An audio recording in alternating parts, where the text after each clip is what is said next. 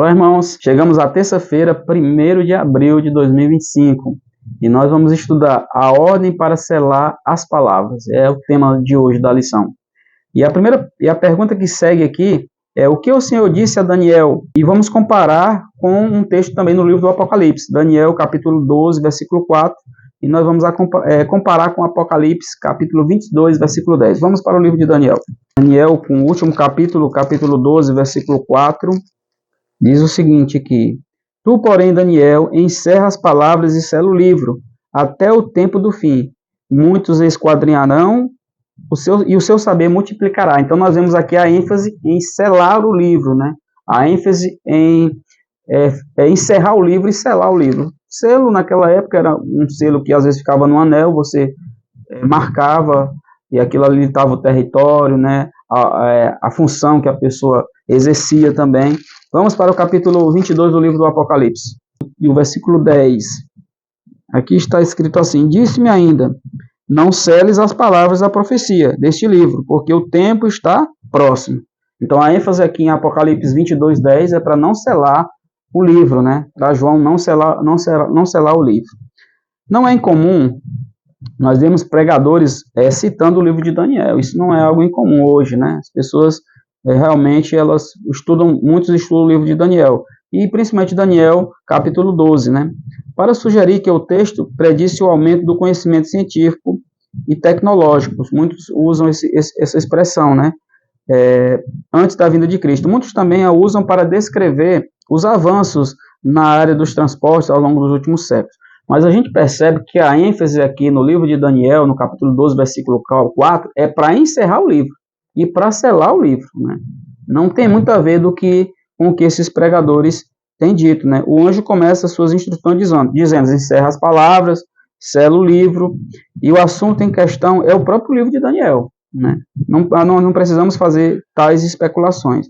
Isso torna Daniel diferente do Apocalipse, porque o livro do Apocalipse ele já fala que não é para selar o livro, né? Não é para encerrar o livro, né? Na época de João, já depois da morte de Cristo, depois que ele ressuscitou, depois que ele foi para o céu, João foi o último apóstolo, vamos dizer, a morrer, e ele teve o privilégio de escrever 5 livros dentro da Bíblia, dentre eles o Apocalipse, leva também as 3 cartas, 1ª, 2ª e 3ª João, e também o Evangelho de João. Então, os pensadores cristãos tentaram explicar o livro de Daniel, e alguns fizeram grandes progressos, né? No entanto, a compreensão do livro aumentou rapidamente com o cumprimento do que havia previsto no próprio livro, né? Que no final dos tempos, né, muitos esquadrinhariam o conhecimento, de muitos se multiplicaria, e aí com certeza ia chegar mais ao conhecimento do livro. Existe uma profecia aqui, dentro do livro de Daniel, que é a profecia do capítulo 2, né? E depois ela é ampliada dentro do capítulo 7, capítulo 8, há outras partes importantes.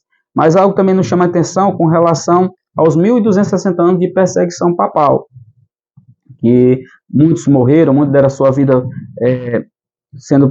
para que a palavra de Deus pudesse continuar sendo pregada, e nós sabemos que esse período ele foi até o final do ano de 1798, quando se finalizou os 1.260 anos de perseguição papal. E outra coisa interessante aqui também é que estudiosos chegaram à conclusão de que algo espetacular aconteceria por volta do ano de 1843. E a gente sabe que esse período de 1843, 1844, houve um grande movimento ali na América do Norte, começando ali no ano de 1831 e tal, e teve aquele movimento, muitas igrejas se uniram em prol da pregação do Evangelho à volta de Jesus, e uma pessoa importante nisso foi um homem chamado Guilherme Miller, né? Não William Miller, mas Guilherme Miller. Guilherme Miller era americano, e alguns confundem com William Miller, que era um inglês. Por outro lado, sem julgar a salvação individual de ninguém, nós não estamos aqui para julgar a salvação de ninguém individual, nem dizer quem será salvo, quem não será salvo, porque faz parte de uma determinada congregação, determinada igreja. Nós não estamos aqui para isso.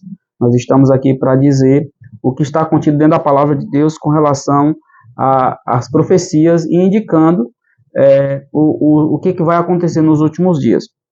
Aqui nos dias que existem algumas coisas dentro da Bíblia que nós precisamos compreender, que a própria Bíblia por si só ela se revela, né?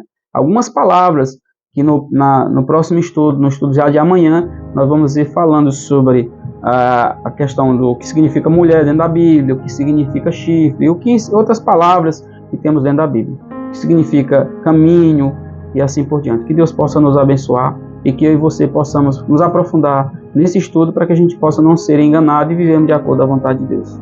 Oremos. Grandioso Deus e eterno Pai, obrigado por saber que o Senhor tem cuidado de nós e o Senhor tem nos mostrado o caminho.